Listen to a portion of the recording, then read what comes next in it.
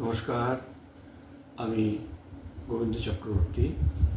আমি আমার physics allrounder YouTube চ্যানেলে আমার সকল প্রিয় ছাত্রছাত্রীদের স্বাগত জানাচ্ছি।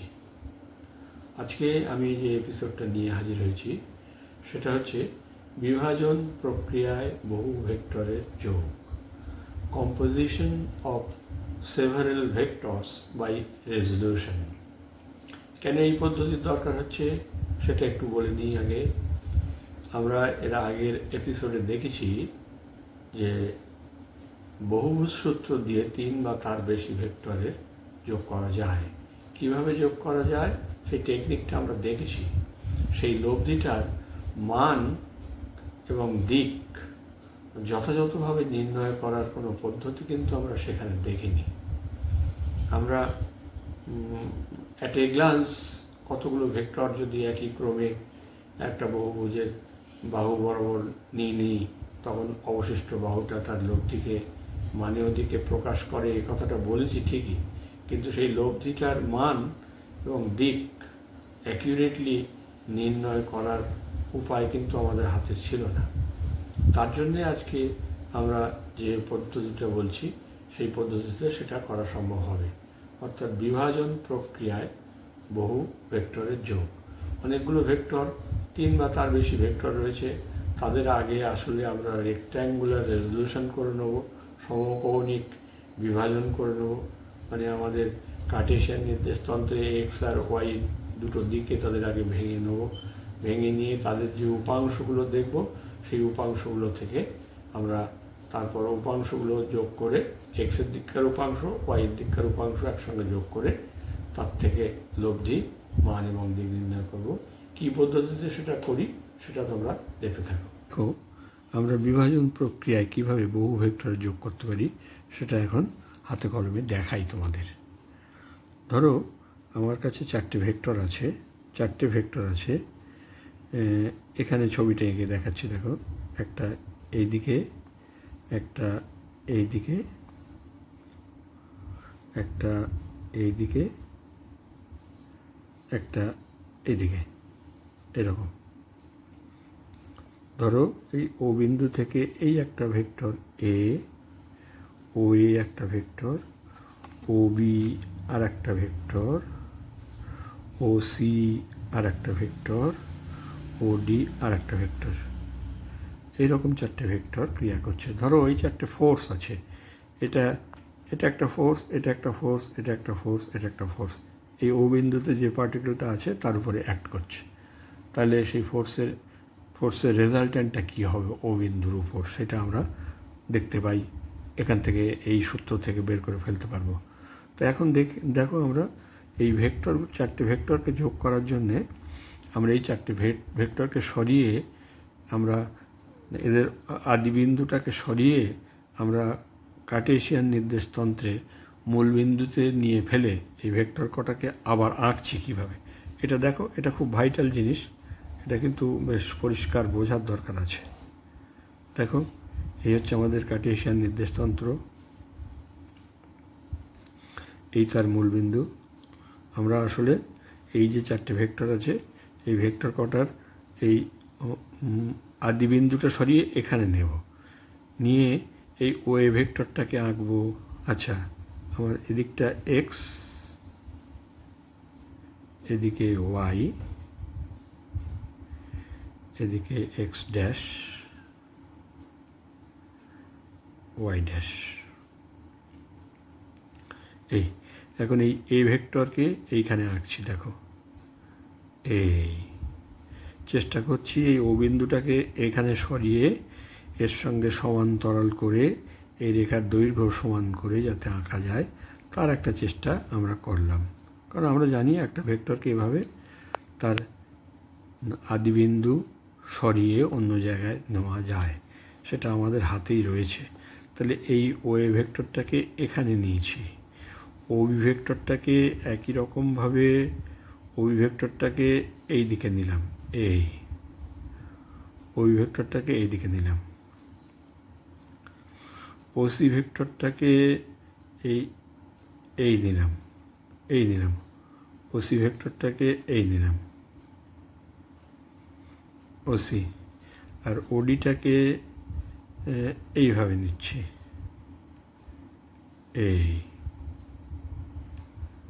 এইভাবে নিলাম ওডিটাকে, হয়েছে। এইবার আমাদের ওই বিভাজনটা করব, লম্ব উপাংশে বিভাজন করব। এ ভেক্টরকে দুটো দিকে ভাঙার জন্যে আমরা ওই ও একে কর্ণ করে আর ও এক্স এবং ও ওয়াই দুটো বাহু, দুদিককার দুটো বাহু ধরে নিয়ে আমরা ওই ও একে কর্ণ করে যেভাবে বিভাজন করতে হয় ভেক্টরটার, সেভাবে বিভাজনটা করে দিলাম। দেখো, যার থেকে আমরা দেখতে পাচ্ছি এ ভেক্টরের এই এক্স অক্ষের দিককার উপাংশটা হচ্ছে এ এক্স, আর ওয়াইয়ের দিকের উপাংশটা হচ্ছে এ ওয়াই। একই রকম যুক্তিতে বি ভেক্টরের এক্সের দিকের উপাংশটা হবে বি এক্স, আর ওয়াইয়ের দিকের উপাংশটা হবে বি ওয়াই। সি ভেক্টরের এক্সের দিকের উপাংশটা হবে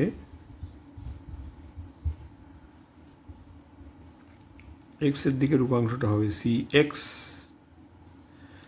ওয়াইয়ের দিকের উপাংশটা হবে সি ওয়াই। এবং ডি ভেক্টরের একই রকমভাবে এক্সের দিকের উপাংশটা হবে ডি এক্স এবং ওয়াইয়ের দিকের উপাংশটা হবে ডি ওয়াই। এটা নিশ্চয়ই তোমরা বুঝতে পারছো এখন।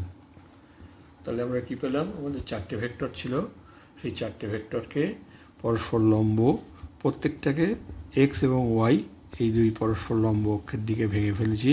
এর জন্য আসছে এ এক্স এ ওয়াই, বির বদলে আসছে B x B Y, C X C Y, D X D Y. তাহলে আমাদের এখন যোগ করতে হবে এক্স অক্ষের দিকের যে উপাংশগুলো আছে সেই উপাংশগুলো যোগ করব, ওয়াই অক্ষের দিকের যে উপাংশগুলো আছে সেই উপাংশগুলো যোগ করব। যোগ করে এক্সের দিকের উপাংশের যোগ আর ওয়াইয়ের দিকের উপাংশের যোগ, সেই দুটোর আবার যদি যোগ করে ফেলি তখন আমরা ওই এ বি সি ডি সবকটা ভেক্টরের যোগফলকে মানের দিকে পাবো। দেখো, আমরা এখন করছি কি, আমরা এখন যে লব্ধি পাচ্ছি সেই লব্ধির এক্সের দিকের যে উপাংশ, লব্ধির উপাংশ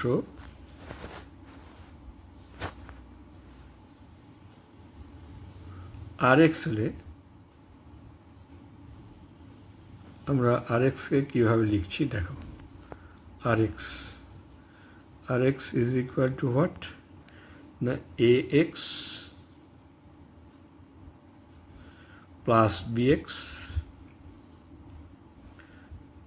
বি এক্সটা তো এক্স অক্ষের নেগেটিভ দিকে, তাইতে যদি এই এক্স অক্ষের পজিটিভ দিকটাকে যদি আমরা প্লাস ধরি তাহলে নেগেটিভের দিকে এক্স ড্যাশের দিকে আমাদের ওটাকে নেগেটিভ নিতে হবে, মানে বি এক্সটাকে প্রকৃতপক্ষে মাইনাস নিতে হবে, X minus B X. Similarly C এর এই দিককার উপাংশটা মাইনাস সি এক্স, আর ডি এর এই দিককার উপাংশটা প্লাস ডিএক্স। প্লাস মাইনাসটা নিশ্চয়ই তোমরা বুঝতে পারলে কেন প্লাস নিলাম কেন মাইনাস নিলাম, কারণ যেটা ওয়াই এক্স ড্যাশ অক্ষের দিকে যাচ্ছে যে উপাংশটা সেই দিকটাকে আমরা নেগেটিভ নেব, সেরকম ওয়াই ড্যাশের দিকে যে উপাংশটা ধরছি সেটাকেও আমরা নেগেটিভ নেব। তাহলে সেইভাবে এক্সের দিকে লব্ধির উপাংশ আর এক্স হলে আর এক্সটাকে এভাবে লিখে ফেলতে পারলাম সহজে। অনুরূপে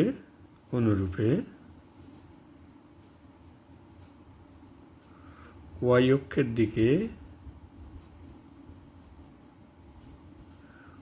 অক্ষের দিকে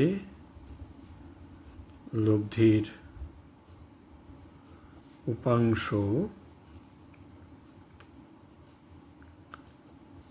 আর ওয়াই হলে আমরা কি লিখতে পারি দেখো, একই রকমভাবে একদম আর ওয়াই ইজ ইকুয়াল টু এর উপরের দিককার উপাংশ এ ওয়াই প্লাস বি এর উপরের দিকের উপাংশ বি ওয়াই।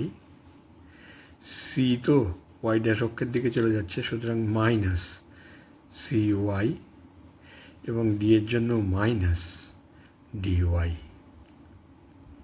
বোঝা গেল? এর ওয়াইয়ের দিকের উপাংশ এ ওয়াই, বি এর ওয়াইয়ের দিকের উপাংশ বি ওয়াই, সি এর ওয়াইয়ের দিকের উপাংশ সি ওয়াই, যেহেতু উল্টো দিকে আছে সেই জন্য নেগেটিভ, আর ডি এর ওয়াইয়ের দিকের উপাংশ ডি ওয়াই, এটাও নেগেটিভ যেহেতু উল্টো দিকে আছে। তাহলে আমরা যে চারটে ভেক্টরে যোগ করতে চাইছিলাম সেই চারটেকে প্রথমে ভেঙে 8টা করে নিয়েছি, যা এক্স অক্ষ বরাবর চারটে পড়ে, ওয়াই অক্ষ বরাবর চারটে পড়ে। এক্স অক্ষ বরাবর যে চারটে সেই চারটেকে এইভাবে লিখলাম, আর ওয়াই অক্ষ বরাবর যে চারটে পড়ে সেই চারটেকে এইভাবে লিখলাম। তাহলে এখন ন্যাচারালি আমাদের এই আর এক্স আর আর ওয়াই এদের যদি রেজাল্ট্যান্ট বের করে ফেলতে পারি, তাহলে আমরা ওই চারটে ভেক্টরের যোগফলটাকে সহজে বের করতে পারবো। তো তার জন্যে আমরা এখন বলছি তাহলে লব্ধি, সুতরাং এখন বলছি অতএব লব্ধি R is equal to R x plus R y, এরকম হবে। লব্ধি R is equal to R x plus R y, এরকম হবে। আমি ভেক্টরের চিহ্নটা এখানে দিলাম। এবার এই লব্ধিটা আর এক্স এবং আর ওয়াই এটা পরস্পর সমকোণে আনত, সুতরাং সমকোণে আনত দুটো ভেক্টরের যোগ করাটা খুবই সোজা আমাদের কাছে। আমি ধরে নিলাম যে আর এক্সটা হলো, এই ছবিতে দেখাচ্ছি দেখো, এখানে আর এক্সটা হচ্ছে এইরকম, এই হচ্ছে আমার আর এক্স, এটা আমার আর এক্স, আর এই আর ওয়াইটা হচ্ছে এইরকম। এটা ধরে নাও যে এই A x minus B x minus C x plus D x করে যেটা হয়েছে সেটাই আর এক্স বরাবর আছে, সেই রকম A y plus B y minus C y minus D y করে যেটা হয়েছে যোগ বিয়োগ করে, সেটা ধরো এইটা হচ্ছে আর ওয়াই, এটা হচ্ছে আর ওয়াই। এখন এই আর এক্স আর আর ওয়াইয়ের যদি যোগ করতে হয়, তখন যোগ করলে আমরা লব্ধিটা পাবো। তাহলে সামান্তরিককে এখানে আয়তক্ষেত্রটাকে কমপ্লিট করলাম, করলে এইটা হচ্ছে আমার রেজাল্ট্যান্ট আর। তাহলে এই সমকোণী ত্রিভুজের এই আর, অতএব আরটাকে আমরা বের করতে পারছি কীভাবে? R is equal to R x plus R y যেটা করেছি, তো আমরা প্রকৃতপক্ষে যেটা করতে পারি সেটা হচ্ছে এই লব্ধির মান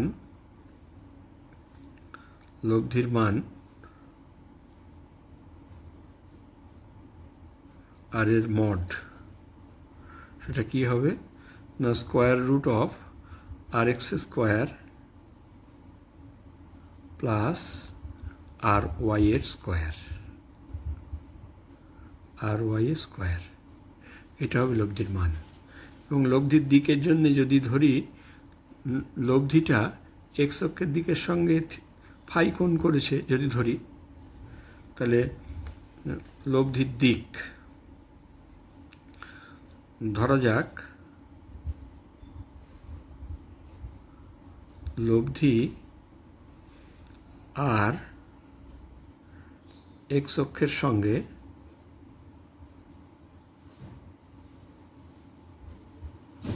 ফাই কোণে আনত আছে, আনতভাবে ক্রিয়া করছে, আনতভাবে ক্রিয়া করছে।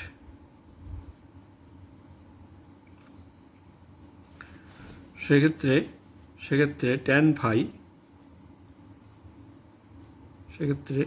Tan phi is equal to, এটা খুব সহজ ব্যাপার, সবাই এটা বোঝো, R Y by R X. বুঝতেই পারছো এখানে যেহেতু আর এক্স আর ওয়াই পরস্পর সমকোণে আছে, ভেক্টর যোগের যে সূত্র আমাদের হাতে আছে সেই অনুসারে এটাকে এভাবে লিখতে পেরেছি, আর ট্যান ফাইটাকে এভাবে লিখছি, বা phi is equal to tan inverse RY/RX। তাহলে এইভাবে আমরা লব্ধির মান, এটা হচ্ছে মান আর এটা হচ্ছে দিক, এই দিকটা কিন্তু বের করতে পারি। সেক্ষেত্রে আমরা যেটা পেলাম সেটাকে এভাবে আমরা লিখে দেখাতে পারি। যেটা আমরা পেলাম যে ওই চারটে ভেক্টর যোগ করে যে লব্ধিটা হলো, সেই লব্ধির মান R=RX এর স্কোয়ার প্লাস RY স্কোয়ার, পুরোটার রুট, স্কোয়ার রুট। আর লব্ধিটা এক্স অক্ষের সঙ্গে ফাই কোণে আনতভাবে ক্রিয়া করলে φ=tan−1 RY/RX। এভাবে আমরা বিভাজন প্রক্রিয়ায় এতগুলো ভেক্টরকে যোগ করতে পারি। এখন কথা হচ্ছে যে এই AX আসলে কি, যদি আমাদের জানা থাকে কোনো নিউমেরিক্যালসে যদি এরকম বলা থাকে যে ওয়ে ভেক্টরটা এক্স অক্ষের সঙ্গে থিটা কোণ, আলফা কোণ, বিটা কোণ এরকম থাকে এবং তার যদি নিউমেরিক্যাল ভ্যালুজ আমাদের হাতে থাকে, তাহলে আমরা সেগুলো কিন্তু এই সব জায়গায় বসিয়ে দিলে কিন্তু আলটিমেট আমরা এই তার নিউমেরিক্যাল ভ্যালু সমেত পেয়ে যাব। এই লব্ধির মান এবং দিকের নিউমেরিক্যাল ভ্যালুজ আমরা তখন বের করতে পারবো। আমরা পরের এপিসোডেই এই বিভাজন প্রক্রিয়ার এই যেটা বলা হলো এর ভিত্তিতে একটা নিউমেরিক্যালস কোষে তোমাদের সমাধান করে তোমাদের এই ব্যাপারটাকে আরও ডিটেলস বুঝিয়ে দেব। আশা করি আজকে যেটা বলা হলো এখান থেকে নিশ্চয়ই সেটা বুঝে গেছো। কিছুই কঠিন না, দেখো, মন দিয়ে দেখো, দেখলেই বুঝতে পারবে যে ব্যাপারটা খুবই সোজা। আমরা এইভাবে এই বিভাজন প্রক্রিয়ায় বহু ভেক্টরের যোগটা শিখলাম। আশা করি ছাত্রছাত্রীরা এই বিভাজন প্রক্রিয়ায় বহু ভেক্টরের যে যোগ আমরা দেখালাম এটা তোমরা বুঝে গেছো। আশা করি সবাই বুঝে গেছো।